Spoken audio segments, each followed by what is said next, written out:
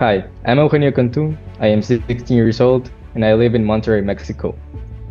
Back in March of 2022, a theft of water from the city wells combined with a heat wave caused a massive drought, and water stopped flowing through all of Monterrey. For 7 months until September, sometimes the water would flow and sometimes we didn't have any water. Some days a little pressure, some days full of pressure, some days no water at all. And sometimes the water was flowing very dirty. This made it so hard to prepare food, take showers, flush toilets, or even wash our clothes. We had to cook with store-bought water, which was okay for us, but for many people who struggle with money, it was very impactful, especially for the poorer population of Monterrey. Sometimes the stores would run out of bottled water. We would sometimes only shower every few days to conserve the water we had. If you only have so much water from stores, you can only drink so much. Many people became dehydrated.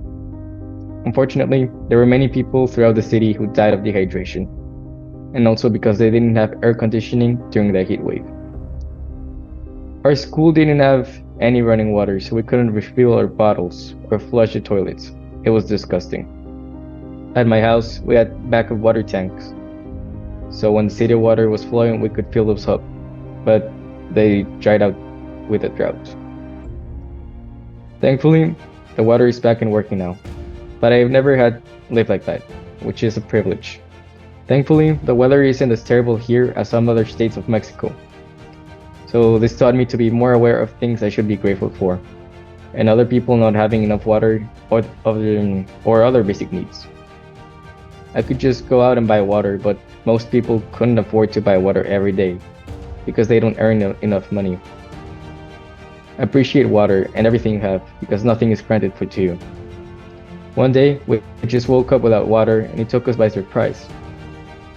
Don't take anything for granted and be thankful for what you have. Climate change is real and it's affecting Monterrey, Mexico. Isn't my home worth protecting?